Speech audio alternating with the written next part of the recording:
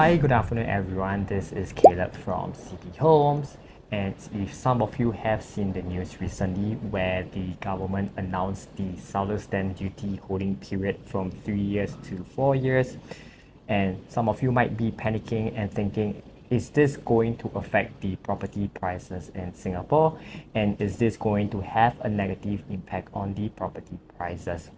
So let me share with you my thoughts on this round of cooling measures and how I feel that it will not impact the property market negatively. But before I continue, please support me by liking and subscribing to my YouTube channel because I've put in a lot of effort into doing in-depth analysis. So by liking and subscribing to my YouTube channel, it really goes a long way for me. So first of all, let's understand why did the government introduce this cooling measure at 11:57 p.m. when most of the public is asleep. Because previously in 2018, when they introduced a cooling measure, which is the increase in the additional buyer's stamp duty, it caused a large crowd to flock to the show flat to snap up the unit at riverfront residences, and 1,000 units were sold at the 11th hour, and this caused the property prices for that particular month to spike. So in order to avoid such a situation from happening again, the government decided to introduce the cooling measure at 11:57 p.m. when most of the public is asleep, and let the cooling measure start to take effect at 12 a.m., which is a few minutes away, which results in no time for the public to react. So if we take a look at the history of cooling measures in Singapore, we notice that we have over 20 cooling measures in Singapore over the past 20 years, and in fact we are the only country that have so many cooling measures. So despite all these cooling measures that are in place, you notice that our property prices just keeps getting higher and higher. The reason why the government introduced cooling measures is not meant to cause the property prices to crash. That's not their main intention. The main intention is to regulate our property prices so that it's affordable for most Singaporeans. Can you imagine if they do not introduce any cooling measure? Can you imagine how will the HDB prices be right now? Can you imagine next time if your kids were to buy a HDB in the future without cooling measures, they might even need to pay $2 million for a 5-room HDB. So I'm actually very thankful that the government has intervened and decided to introduce all these cooling measures to make sure that our property prices are kept in check and the property prices are increasing at a pace that is within our income reach. So if you can see that the cooling measures for the HDB, which were introduced a couple of quarters ago, are starting to take effect, such as the 15 months wait-out period for private property owners who wish to right-size to a HDB, the standard plus prime classification of BTOs, and also the HDB loan to value, which has been reduced from 80% to 75%. And if you notice that even though they didn't have an immediate impact when Ministry of National Development introduced them a couple of quarters ago, they are starting to take effect right now. In fact, the HDB resale prices actually post a lowest quarterly growth since 2020 for last quarter, which is Q2, and it has grown only 0.9%. So as you can see, it's evident that the cooling measures are starting to take effect. And recently, the Minister Chee Hong Tat mentioned that they are open to removing the HDB without the 15 months without period before 2027. And there is a reason why they are targeting 2027, and let me share with you at the later slides. And the reason why they introduce all these cooling measures because they do not want the resale prices to rise too fast, too quickly, making it unaffordable for most buyers. So if you can see that the government always have our citizens at the back of their mind and always want to make sure that the property prices are kept in check and to protect our Singapore citizens. So this is a very important slide that I would like to share with you. So just now I actually mentioned that the government is open to relaxing the 15 months without period in 2027 is because if you notice that for this, which shows the HDB supply that is reaching MOP. So in 2027, 2028, we have a huge number of supply that is reaching its 5 years MOP. So in fact, this year, 2025, we have the lowest number of HDB that will reach its MOP, and this causes the buyers to look towards the resale HDB market because most buyers actually prefer units that have just reached MOP because of the better condition, newer condition. But in 2027, 2028, we have a high supply of MOP units. So property prices is always dependent on supply versus demand. When supply is high and demand is low, property prices will start to slow down or start to decrease. But when demand is high and supply is low, property prices will start to increase. So in 2027, 2028, we have a higher supply, and this will dilute the supply in the market. And with a higher demand that comes in, it will be able to match the demand. So that's the reason why the government feels that in 2027, 2028, it might be a good time for them to relax the 15 months without period because of the higher supply. And let's look at the chart on the right, which is the supply level for private properties reaching their TOP in the next few years.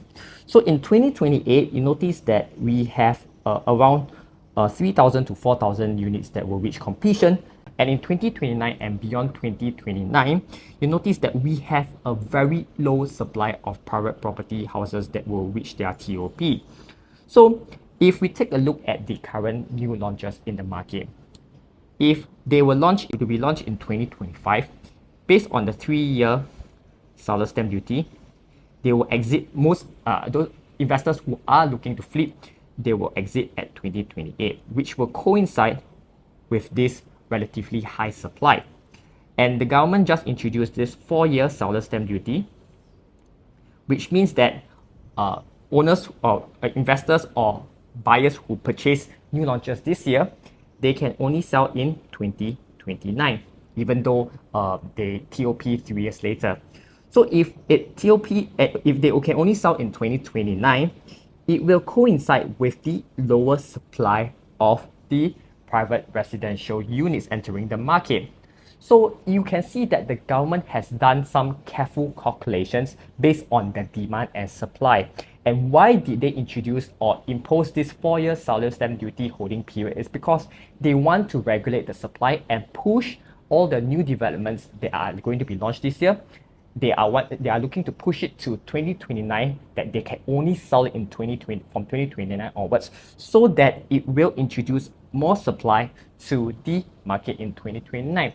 So let me ask you, for you viewers out there, if you are looking to sell your unit, let's say if you want to, you're an investor and you are looking to sell your unit, would you want to sell your unit in a period where there is a high supply or a low supply? For me, I would definitely want to sell it in a low supply because it will result in lesser competition. So in fact, this 4-year seller stamp duty holding period is beneficial to buyers who are looking to enter the market this year, because in 2029, we have a very, very low supply. And this will pose more beneficial results as compared to detrimental results. The reason why the government decided to introduce the 4-year seller stamp duty holding period is because they have seen a high volume of transactions and buyers or owners looking to flip their property. So in the recent years, there has been a sharp increase in the number of transactions with short holding periods, and that's the reason why the government decided to curb this by increasing the seller stamp duty holding period to 4 years. So if you can see, this is how investors at One North Eden have flipped their property. And you notice that the holding period, none of them have gone past 4 years. Once they reach the 3-year mark or slightly over the 3-year mark, they decided to sell. I mean, of course, the annualized gain is really, really good. But so can you imagine if there is a high volume of homeowners who are looking to flip their property? Can you imagine how will it impact the private property market? It will cause a spike and an increase in the supply 3 years down the road. And this is what the government doesn't want to happen. The government doesn't want too many flipping cases, and they want to regulate the supply. Another case is Clavon, where you see majority of the owners actually sold their units within 3 years or slightly over 3 years. A few of them held beyond 4 years. Most of them sold them after a 3-year mark. So this is what the government wants to prevent from happening, where homeowners actually flip after 3 years. However, holding on to 4 years and beyond doesn't necessarily mean you will earn a lesser profit or it will impact your selling price in the future. It means that you only hold on for 1 more year. So upon TOP, what you can consider is you can consider moving it for 1 year, or you can consider renting out your unit for 1 year before selling it. And it's not going to impact your selling price in the future. So a very good a few case studies is all these developments which buyers or homeowners actually sold their units after 4-year mark. One good example is Penrose, which is situated at Aljunied. And if you notice that most of the homeowners held beyond 4 years, and yet they have shown very good annualized returns, with some as high as 10% and most of them 9%, 8%. Holding on to your property for 4 years instead of 3 years isn't necessarily a bad thing, because it will result in a higher profit even though you have a longer holding period, and it might cause your annualized return to slightly dip, but it won't impact your annualized return, as shown from this profitable transaction for Penrose. Another good example is Riverfront Residences. If you notice that most of the owners sold after the 4-year mark, and yet they have achieved very good annualized return. So in my opinion, it's not going to really affect you as an investor or a homeowner who is looking to exit 4 years later. So lastly, if you can see, the reason why the government introduced all these cooling measures is to make sure that we do not experience a property bubble, unlike in other countries where it happened in New Zealand, Hong Kong, and China. So the government is very careful about introducing all these cooling measures to make sure that our property prices are well protected and experience a sustainable growth. So yes, I have come to the end of my sharing session on why I feel that this 4-year seller stamp duty holding period is not going to have a negative impact in the property prices in Singapore. I hope that you have found this session useful. And if you like the content that I have shared with you, please continue to support me by liking and subscribing to my YouTube channel. And feel free to reach out to me if you have any questions. And till next time, I will see you. Bye.